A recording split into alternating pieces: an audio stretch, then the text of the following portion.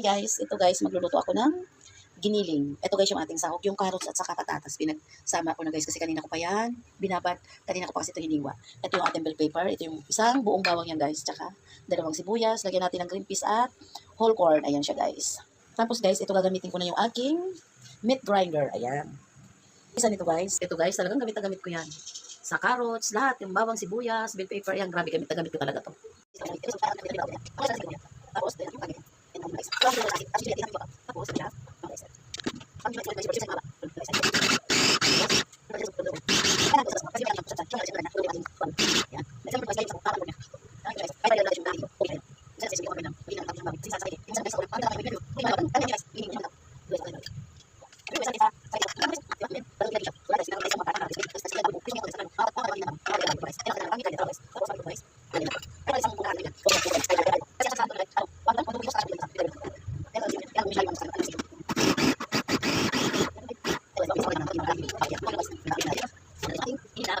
guys, lalagyan ko na siya ng mantika.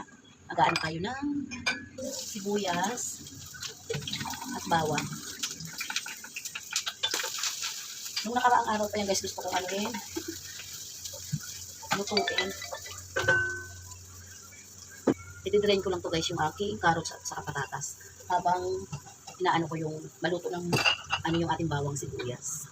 Ito na siya guys, ilalagay ko na yung ating giniling na baboy. Tagal-tagal ulit ako guys na nakapagluto nito. Ang gagawin ko nito guys, dadala na lang ako doon sa madre, doon na lang kami kakain nila Jimmy. Kasi pag gabi na ako nakakauwi dito guys, tinatawag lang kumain.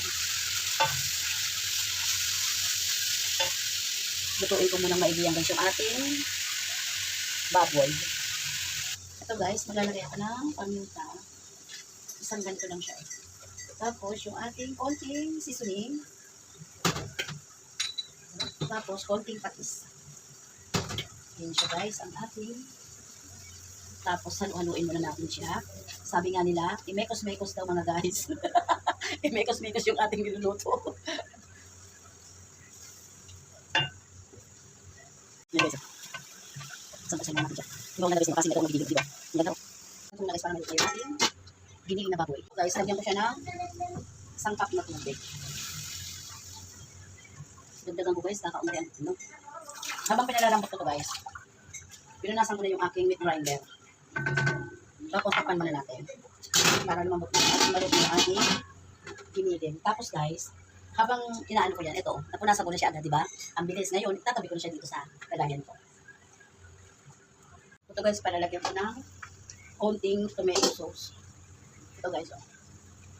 Lagyan ni Manay ng konting tomato sauce. Ito guys, nasa pouch ko to ng malaki. Yung parang 1 kilo, sinasalin ko dito guys. Sakto lang siya dito, puno. Ayan na siya guys. Ang ating, ilagay ko na yung ating patatas.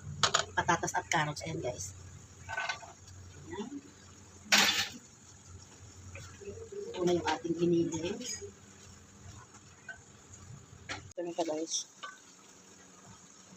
Ilagay ko na rin pala yung ating mais. Yung ating whole corn. Ito ilagay ko na guys. Sama ko na yung pinaka-sabaw ng ating whole corn.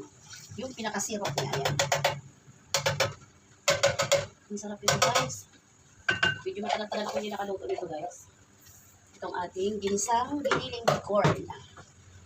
Parang ano siya guys, minudong giniling na konting tomato sauce lang. Tsaka ito yung ating green peas.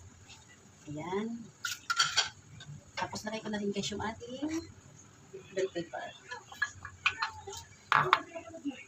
Ayan. Tapos, maya-maya ko na ito guys, tikman. Nagbabaon na lang ako nito guys para doon ako kakain. Pati ulam din ng mga apo ko. Kasi, pag ginabi na ako guys, makauwi dito, tinatamad na ako kumain. Kaya kagabi, nagbaon ako ng isang pipino. Yun lang ang kinain ko guys.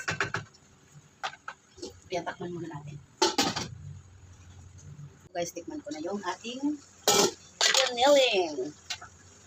Isang giniling with corn, ang bango. Hindi na kasi ako guys, madalang na ako maglagay ng cubes. Pero magic talaga hindi na guys. Kaya pag naglagay ako ng bawang sibuyas, madami. Ang sarap mga guys. Mekos-mekos ulit ni Manay. Hindi pa luto yung patatas. Ang sarap. Ang bango. Ang bango guys. Yan siya guys. Ang sarap. Ang bango pati oh. Tatlong bell paper to nilagay ko dyan guys. Bali 3 kalahati kasi may natira kong kalahati. Pero maliliit lang yun na bell paper guys.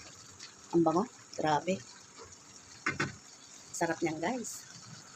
Okay na oh. Kumuha na ako. Kinain ko na guys. Tumikim na ako. Ang sarap. Ayan okay na to guys. Ayan.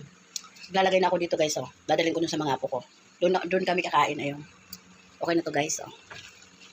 Bye guys. Thank you. God bless po.